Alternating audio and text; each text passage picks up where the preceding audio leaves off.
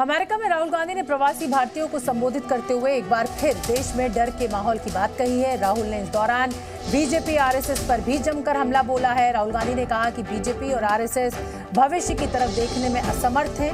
यही नहीं, राहुल गांधी ने कहा कि गांधी जी भविष्य की तरफ देखने वाले मॉडर्न ओपन माइंडेड व्यक्ति थे, जबकि गोडसे हमेशा पीछे देखने वाले क्रोधित हृदय में कायरता रखने वाले व्यक्ति थे। राहुल गांधी ने आरोप लगाया कि सरकार हर काम पीछे देखकर करती है और इसीलिए दुर्घटनाएं होती हैं। उनसे पूछो भैया ट्रेन एक्सीडेंट क्यों हुआ, कहेंगे भैया वो देखो कांग्रेस ने 50 साल पहले ये किया। 24 घंटा when you were driving the car, you looked at the rear view mirror. Could you drive your car? You'd be having one accident after the other. That is the phenomena of Narendra Modi ji. He is trying to drive the car, the Indian car, and he only looks in the rear view mirror. And then he does not understand why this car is crashing, not moving forward.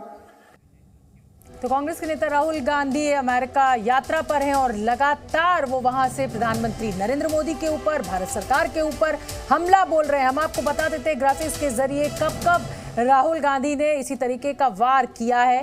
5 जून 2023 को New York America में जो बयान दिया उसमें कहा कि भारत में डर का माहौल है। 1 जून 2023 को वॉशिंगटन में प्रेस क्लब में उन्होंने कहा भारत के लोकतंत्र पर क्रूर प्रहार किया जा रहा है। 31 मई 2023 को सैन फ्रांसिस्को में उन्होंने बयान दिया मोदी भगवान को भी समझा सकते हैं कि सृष्टि रचने में कुछ गलती हुई है। मार्च 2023 में कैम्ब्रिज विश्वविद्यालय लंदन में मोदी लोकतांत्रिक ढांचे को ध्वस्त कर रहे हैं, ये सीधा हमला बोला था। मई 2022 में आइडियाज ऑफ इंडिया लंदन में कार्यक्रम में देश में केरोसिन फैला है, बस एक चिंगारी की जरूरत है।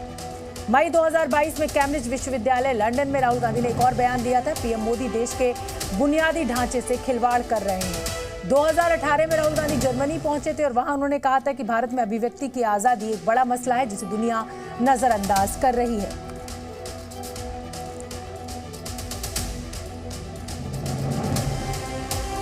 राहुल गांधी ने न केवल प्रधानमंत्री पर निशाना साधा बल्कि गांधी और गोडसे के बीच के अंतर का भी जिक्र किया। राहुल गांधी ने कहा कि गांधी जी अहिंसा का प्रसार करने वाले थे और दूसरी ओर नाथूराम गोडसे हिंसक और गुस्से वाले थे।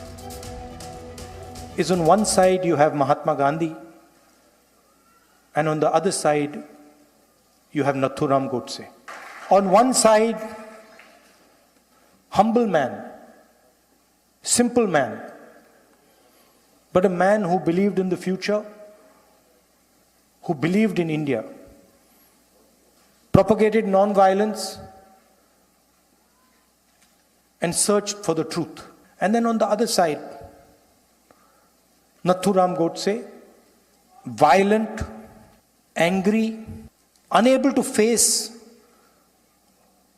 the reality of his own life. इसी खबर पर ज्यादा अपडेट लिए हुए रवि त्रिपाठी हमारे साथ जुड़ रहे हैं। रवि, लगातार हम चर्चा कर रहे हैं राहुल गांधी जिस तरीके से लगातार प्रधानमंत्री मोदी के ऊपर वार कर रहे हैं, सरकार के ऊपर वार कर रहे हैं, बीजेपी भी लगातार पलटवार कर रही है, लेकिन बड़ा दुख होता है कि गांधी, नेहरू, नथुराम गोडसे, इसी में देश को अटका लटका और भटका रखा गया है। 250-300 लोगों की जान चली गई है, उसकी किसी को चिंता नहीं है। बिल्कुल बिल्कुल वाजिब सवाल आपने उठाया, क्योंकि इस समय, कम से कम इस समय में आदमी उम्मीद करता है कि इस तरह की चीज़ें आप ना करें जिससे कहीं ना कहीं आम आदमी दुखी हो। आम आदमी अभी सियासत नहीं मांग रहा है, उसको सहायता की ज़रूरत है, चाहे वो कांग्रेस पार्टी हो चाहे बीजेपी हो।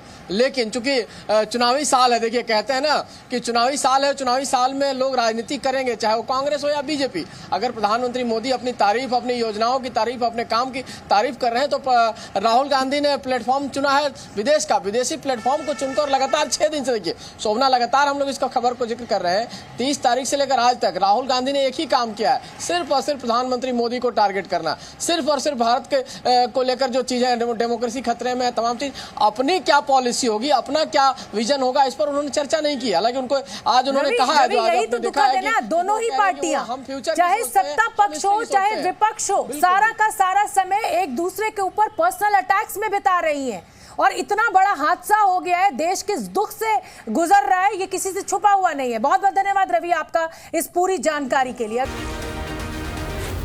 Zee News.